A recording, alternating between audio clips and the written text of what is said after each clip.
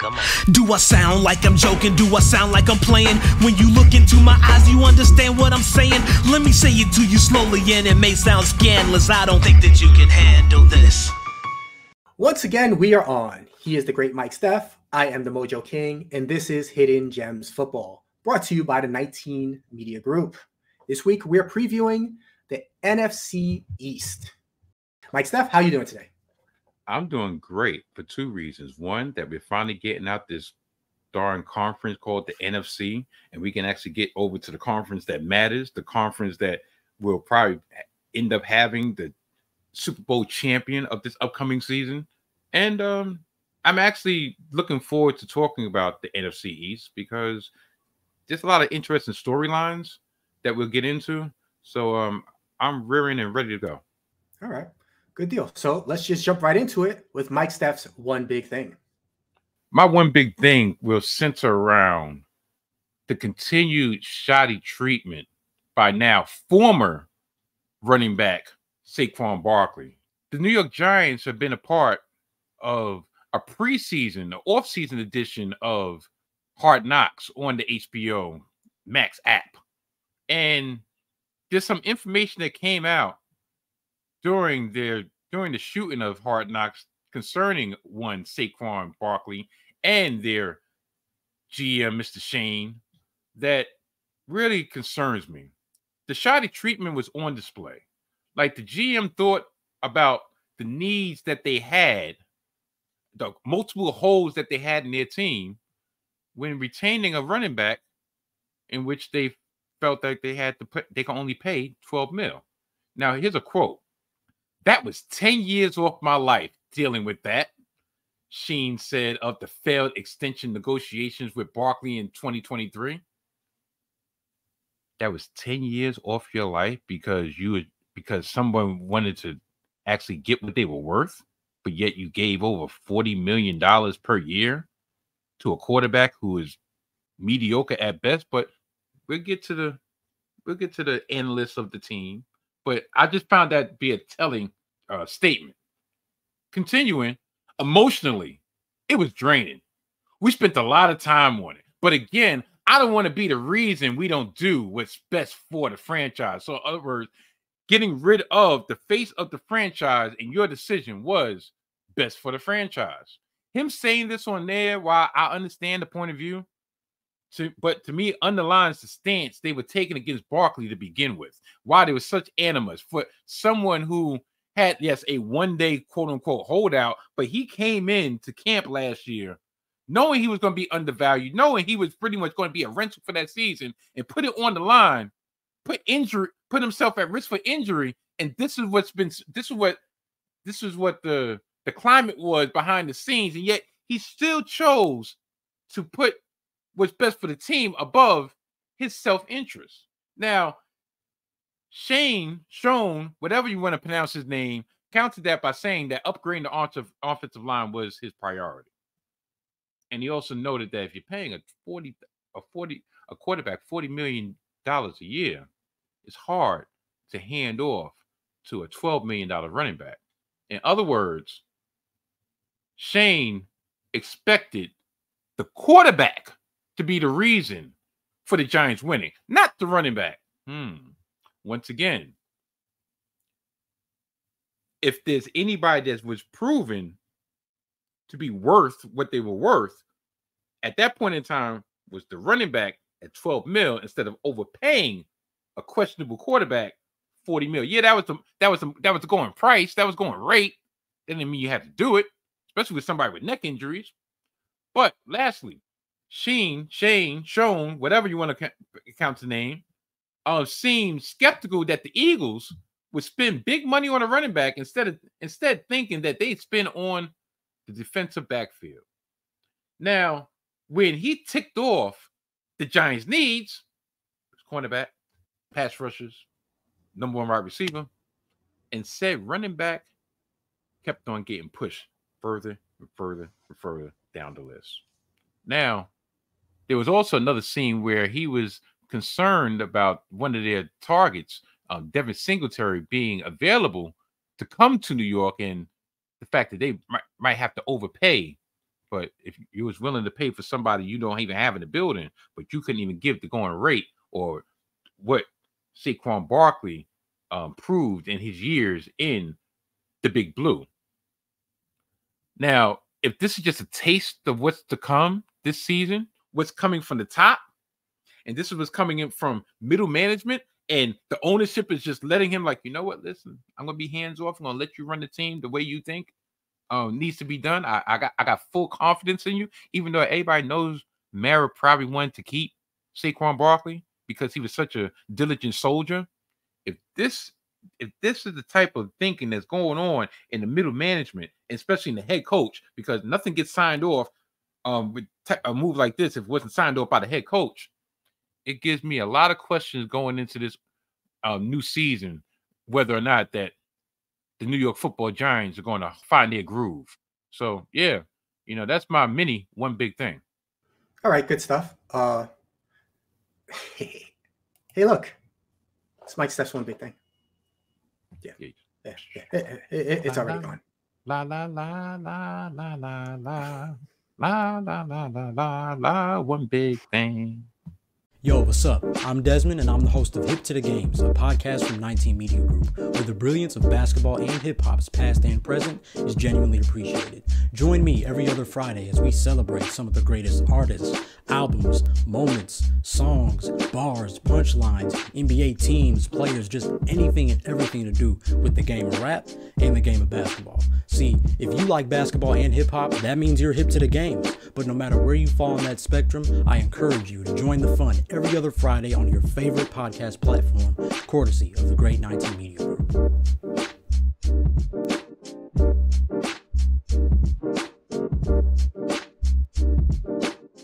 All right, the Washington Commanders. Last year, they were 4-13. The year prior, 8-9. Not a good team by record, obviously. Not a good team by ranking as far as scoring either. Offensively, they were 25th in the league as far as scoring points, and they were dead last, 32nd in points given up. I think they might have been tied for last. Should go check that. But anyway, head coach Dan Quinn. He, of course, was the Falcons coach during that 28-3 lead in the Super Bowl. Most recently, he was Dallas's defense coordinator. He brought in a new staff with him. Offensively, Cliff Kingsbury shows up as offensive coordinator, former Arizona head coach. And on defense, it's Joe Witt Jr. He was Dallas's secondary and pass coordinator coach. All right, on for the squad. At quarterback, Jaden Daniels, number 2 pick overall. He looks like he will be taking over at quarterback, getting some Kyler Murray comparisons. Marcus Mariota is their backup. Did you know that? Unfortunately. At running back, that doesn't bode well for if there's an injury to Jaden Daniels. But I can see why they would have it, because you have both supposed to be mobile quarterbacks, so that kind of runs into the system that they're trying to run. So I can get it. All right, that makes some sense. All right. At running back, the Commanders signed Austin Eckler from the Chargers. He will go with Brian Robertson. They might have some thunder and lightning thing going there. At wide receiver, veteran now, Terry McLaurin comes in at the number 1 receiver. On the opposite side will be Jahan Dotson. Had an offseason last year, pretty strong the year before. At third will be a name that everybody knows, at least the last name, Luke McCaffrey will probably fill in that slot. Yes, he is related to that McCaffrey. And they talk about nepotism is dead. At tight end, the classic Zach Ertz comes in. They had a second-round draft pick, Ben Sinnott, who will probably be the backup and eventually take over for Zach Ertz. Mike Steph, we went over the key offensive positions. What do you think about this team as a whole? I got a couple stats. One stat is this. With the new rookie quarterback, number 2 pick, as you said, Jaden Daniels, take over the team, do you know that he will be the 15th quarterback for the Washington Commanders since Kirk Cousins left in 2017? Yeah, I know. It's crazy, right? In 7 years, they've gone through 14 quarterbacks. That's like an average of 2 a year. Now, hopefully, he will bring some much-needed stability to that position, which they thought, well, the past regime, but they thought was possible with former quarterback Sam Howell, who is now a backup with the Seattle Seahawks. Now, one of the things that Jaden Daniels is going to have at his disposal would be the addition of the previously mentioned Austin Eckler. This dual threat hopefully has more left in the tank than he exhibited in his last days with the Los Angeles Chargers. Now, I'll shoot him some bail. Maybe it's due to an ankle injury that he sustained early in the season that kind of, slowed his contributions down. Also, another thing that's in the good column is you talked about additions to the staff, Dan Quinn and Mr. Witt on the defensive side. Guess who is going to be Austin Eckler's running back coach? And that would be none other than his former head coach, Anthony Lynn. So maybe just by adding Anthony Lynn to that running back room and somebody that actually knows how to get the most out of his skill set, it's looking pretty good. It's looking pretty good.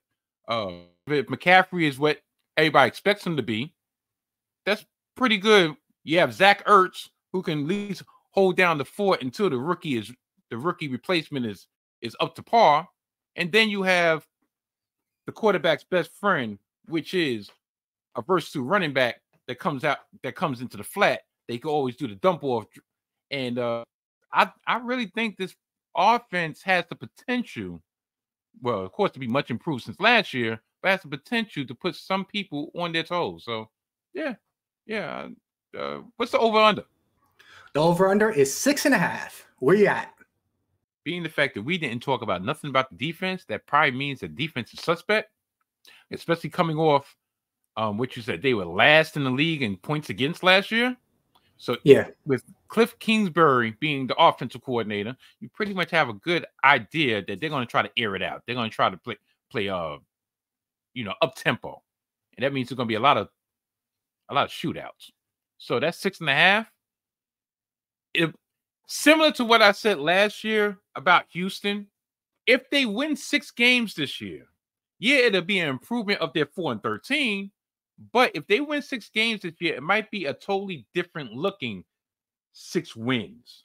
If you have the development of their rookie quarterback, and you can see that at least on the offensive side, they're gelling and they show little incremental improvements on the defense, I could truthfully see them going 6-11, but actually being a way better team than their record indicates. So I'm going to go under.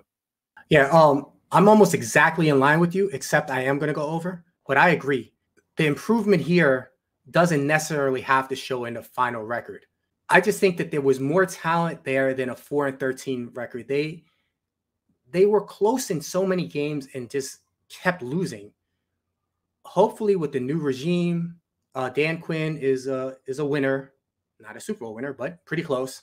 And some of the reworking they've done on the defense, I think they will end up with 7 wins, which would be just over. So I'm going over, but I'm like you. Even if they end up under, if it looks better, I think you should be pretty happy if you're a Commanders fan. Up next, it is the New York Giants. Last year, they were 6-11. The year prior, they were 9-7-1. Remember, they made the playoffs that year. Offensively, they were not very strong last year, ranked 30th in far as scoring. On the defensive side, not much better, ranked 26th on how much they gave up. They are coached by Brian Daboll. He is 15-18-1 as a head coach these 2 seasons. I think people might have a very different view of him coming into this year as they did last year. They have a new defensive coordinator, Shane Bowen. He was the Titans defensive coordinator. He replaces Wink Martindale. At quarterback, returns the great Daniel Jones. At running back is the new Devin Singletary, replacing Saquon Barkley. At wide receiver, here is the star of the franchise, it looks like. Malik Nabers, their new draft pick. They expect him to be the cornerstone of this offense. At the number 2 spot is Wan'Dale Robinson. And then probably in the slot is Darius Slayton. They also have Jalen Hyatt, who had a couple of moments last year. At tight end, Daniel Bellinger. Mike Steph talked about some key positions, but what do you think about this squad as a whole? One word comes to my mind when assessing the potential success of the New York Football Giants, and that's protection times 3. Protection, protection, protection. That's the name of the game. They have a lame duck quarterback, in my eyes, in Daniel Jones, both contract-wise and injury risk-wise. If the line does not give him PTSD and flashbacks from the massacre from last year, it won't matter what new toys they brought in. Rookie wide receiver Malik Nabers, okay. If Daniel Jones doesn't have time to get him the ball, that's a nice little pretty toy on the outside that's going to get some rust because he's not going to be able to be utilized. The offensive line has to gel and gel quickly. Do you know that last year, and I thought this was a typo, did you know that last year that the Giants allowed 85 sacks? 85? Now, on defense, they did open the bank and they did sign Brian Burns, but as much as he might be a strength, if they can't get the offense on track, they may rue the day of their public treatment of both Daniel Jones, because they've been throwing shade at Daniel Jones now too in that off season Hard Knocks, pretty much let him know, like, look, if the quarterback of our choosing is available, we're gonna take him. And the aforementioned manipulation of Saquon Barkley. So I'm keeping my slander to a minimum because of multiple reasons, but I've said since last year, my bro was a Giant fan, so even my little jokes, I'm not even going to crack because just out of respect. So I'll say all that to say, what's the over and under? The over under here is 6.5 as well. Okay, you know what's so funny? I have an idea why you went over with the Commanders, because you plan on going under with the Giants, and you think the Giants are going to be the floor mat of the NFC East. It's a possibility, but I'm going to actually prove my brother Low-Fat right in saying that I have faith in the New York Giants, and tell you the truth, I have faith that if Drew Lock actually becomes the starting quarterback of the New York Giants, they might actually go over. So I'm going to go over specifically because of this particular reason, tell you the truth. Do you know that the Giants are the Commanders' daddy? The Giants rule the Commanders. I think they sweep them almost every season. Last year, remember, out of their 6 wins, 2 of those, so that would make what? A third of their wins were against the Washington Commanders.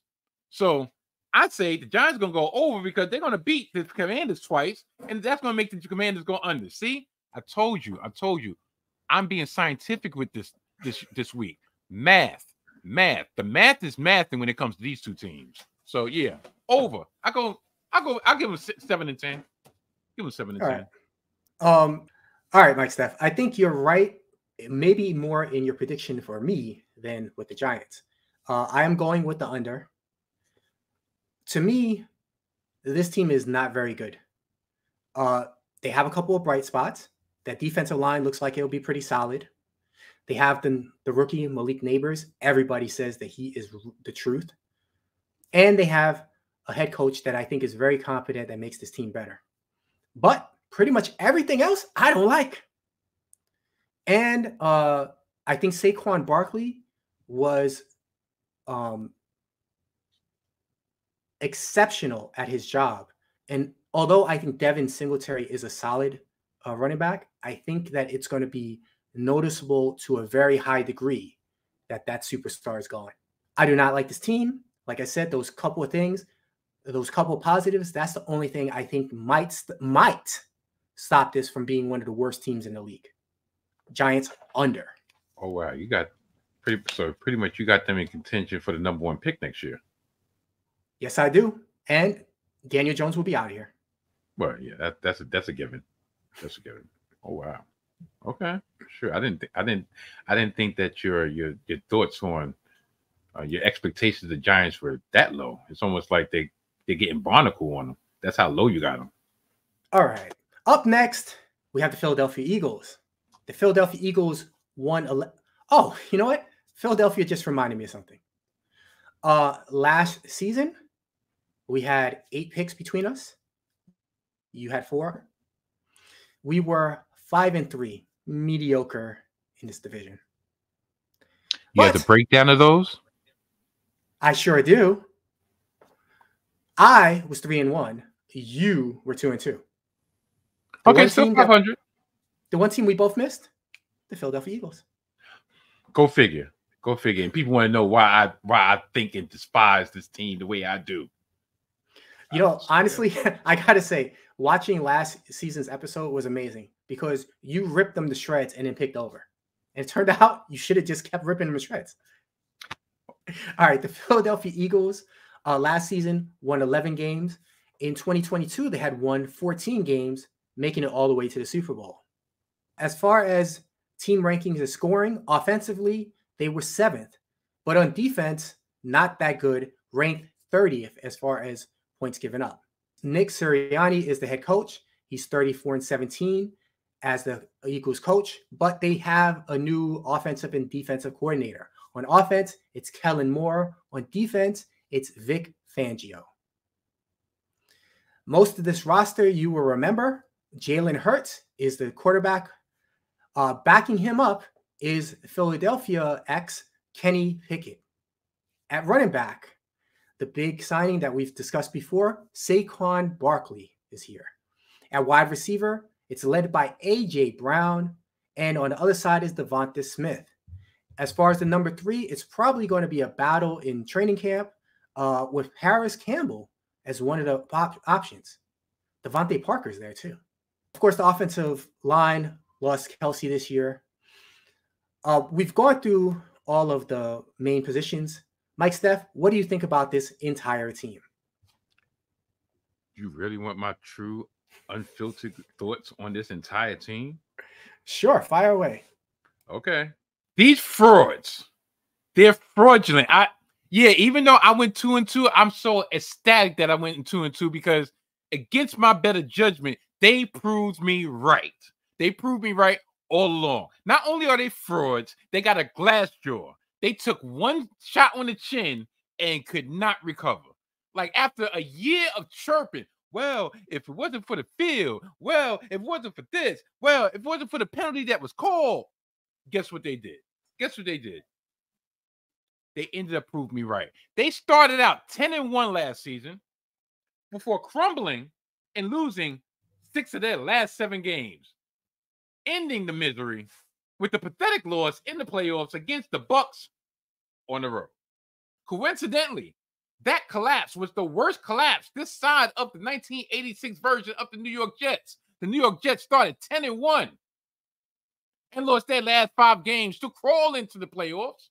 But at least the Jets won one playoff game. But another stat is I've seen is this. They were running over the competition last year, literally on the ground, averaging 133 yards per game on the ground before they met the juggernaut, before they met the buzzsaw in a revenge-minded San Francisco 49er team. And do you know, after that massacre against the 49ers, do you know that they only mustered 109 yards per game on the ground? One of the biggest additions, as you said before, is actually on the coaching staff, and that would be on the defensive side with Vic Fangio heading the defense, along with additions in the secondary with rookies. One of the rookies, Mitchell, that's his last name, and Cooper DeJean, along with vet CJ Gardner-Johnson. It should shore up the leaks that was in their secondary and hopefully prevent another collapse. But actually, the main cog, as you expertly said earlier, is the addition of Saquon Barkley, who should definitely have a point to prove, should have a chip on the shoulder, by being let loose by an in-division rival up the turnpike, the New York Football Giants. So, with all that being said, what's the over-under for this darn forsaken team? It's 10.5 games. I'm going under. I know people are probably like, Don, didn't you learn your lesson? Yeah, I did learn my lesson. That's why I'm going under. I could see this team being 10-7. I could kind of see them being 11-6, but look, once again, math, 10-7. There's going to be a whole bunch of 10-7 teams in the NFC. But how are they going to implement Saquon Barkley into this offense? Is Nick Sirianni going to be that comfortable in ceding some of the offensive duties to Kellen Moore? How is Kellen Moore going to be able to integrate the great Jalen Hurts into his offensive philosophy? So with all this moving around, the defense might be better, but the offense might take a step back. Do you really think that A.J. Brown is going to have another one of those prolific years that he's had in the last couple of years? I don't know. Maybe the wear and tear is starting to take its toll. So if they was 11-6 this last year and they went through a nosedive, maybe there'll be more up and down, and that'll lead to a 10-7 record. 10-7. Yeah, that's what I'm going for. So under. Plus, I don't like them. That's what it all comes down to. Yeah. I think there's just too much talent on this team. They should be. I remember how I ranted and raved about how good they should be last year, and I still see the same talent. You talked about the problems on defense. They did address it. Their first 3 draft picks were actually defensive players. And this offense, I think, as Jalen Hurts is healthy, which he should be coming into the season, they should be a lot better. So I'm going over. But I will say this. That collapse last year had to bruise some egos and cause some dissension. If they struggle, especially early on, there's potential for this team to collapse. It's definitely there. Glass jaw. I told you. So I definitely see it. I just think that they have a little bit too much talent for it to matter. I think that they'll probably win 11 or 12 games. So I'm going over. You know, I think there's more behind the surface than what is just plain to the eye. Yeah, it definitely has a turn to go that way. That's part of that, and the thing we're about to come to is actually the reason I went over with Washington. Because between Philadelphia having some issues and this team, the Dallas Cowboys, they were 12-5 last year. In fact, it was their 3rd straight 12-win season. As far as points scored, they were number 1 in the NFL. Meanwhile, their defense was number 9 in giving up points. A very solid regular season, led by Mike McCarthy, who is 42-25 with Dallas, 167, 102, and 2 overall. They have a new defensive coordinator. Mike Zimmer replaces Dan Quinn, who, of course, moved on in the division. At quarterback, they are led by Dak Prescott. Interestingly enough, if you remember, they traded for Trey Lance, so he is one of their backups along with Cooper Rush. At running back, an oldie but goodie comes back. Zeke Elliott is back. And he will be spending his time in the backfield with Rico Dowdle. I don't know. They're co-parenting the running back position.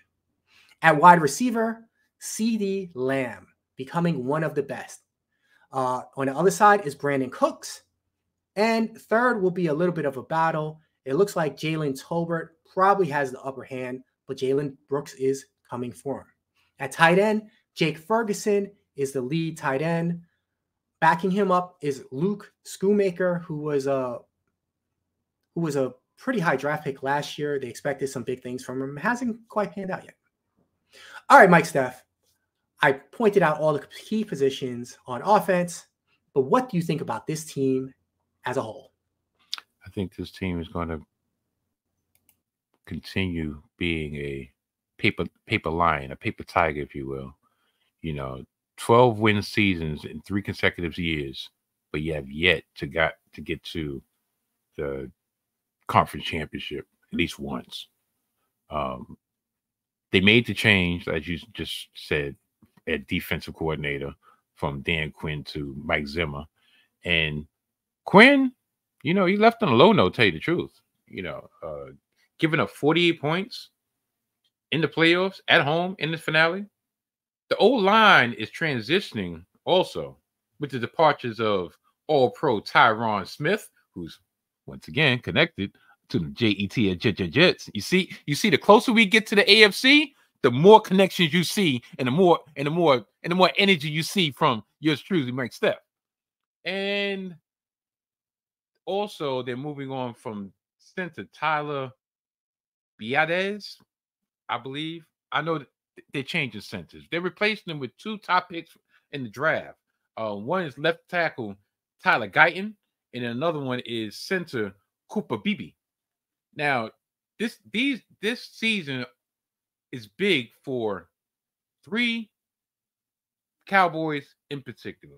One, the aforementioned Dak Prescott, Mr. Inevitable, mistake happening. Yeah, that's him. That's my nickname for him. Yeah, I know it's a mouthful, but guess what? I did it. He's looking for his next contract, and he's looking to close to $60 million a year, a $60 million a year deal. Following behind him in that race to get the bag is CeeDee Lamb and linebacker extraordinaire Micah Parsons, who I'm quite sure they're looking for stuff maybe like up to like $35 million a year. I'm going to actually steal something from the TheMoJoKing right now. And yes, swiping, no swiping. Yes, I'm going to steal my fantasy pick for this team.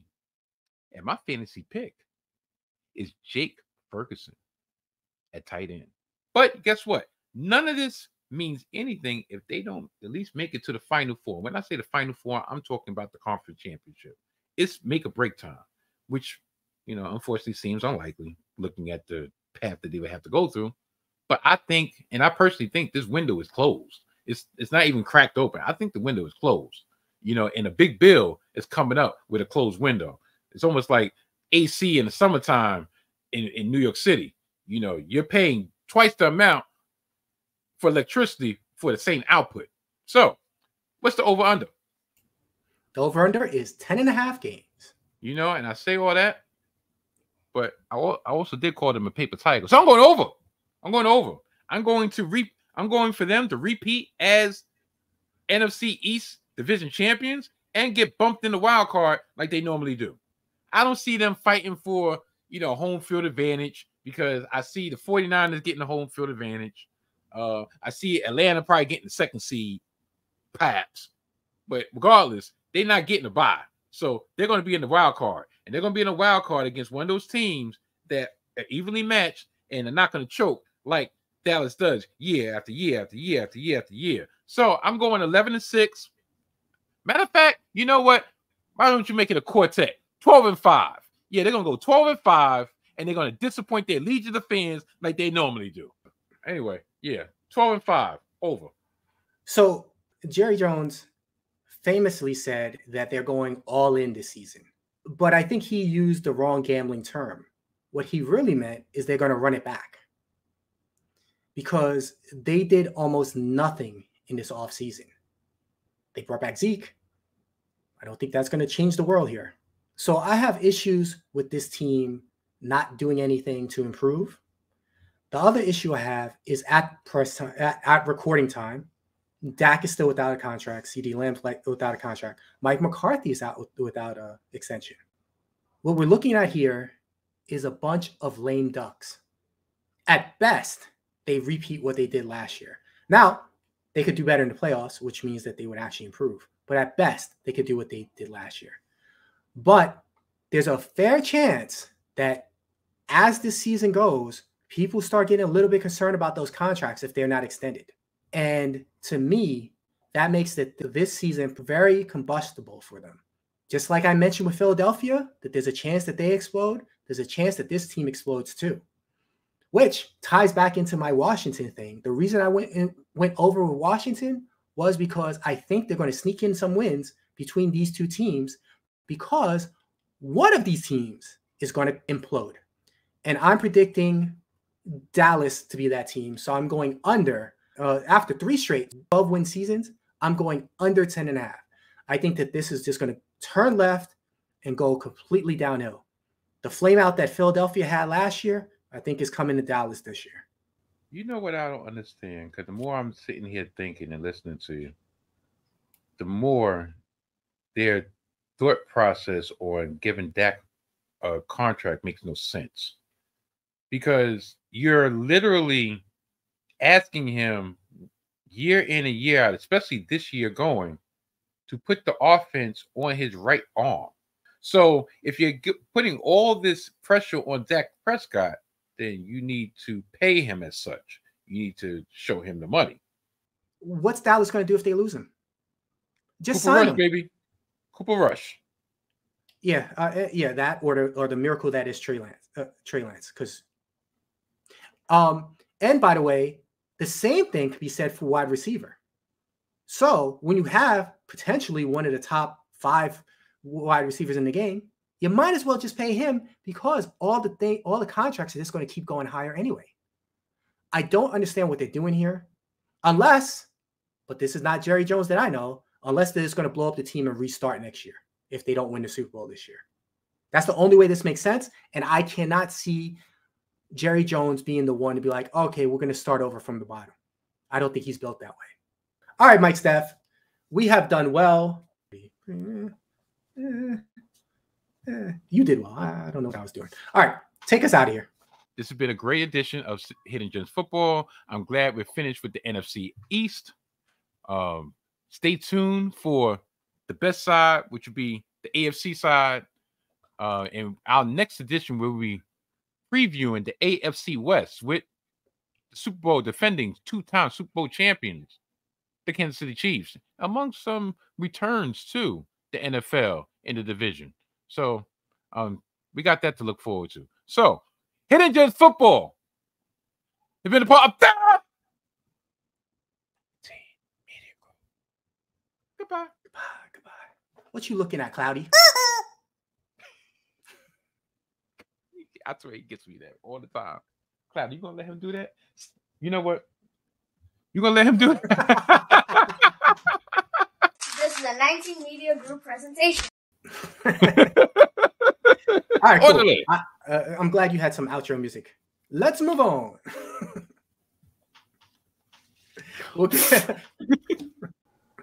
No, he's giving me the real side eye too. But I told Stitch on last night episode that his time, he was on the clock, and I told him Cloudy was coming.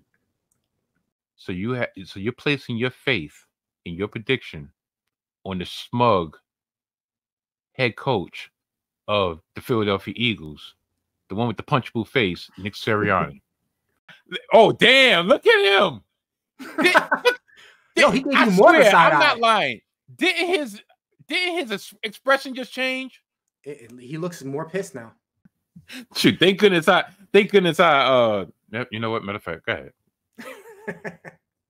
I was about to mess something up. I swear, we're truly one of a kind. One of a kind. Yeah. Okay. Yeah. Sure. Nice conversation. Nice adult conversation. I was shocked with myself anyway. Yeah, you thought I was gonna say it, right? Nah, listen. I see that red clock still ticking. No. You're not catching me. What are you doing? I turned you off already. Stop it.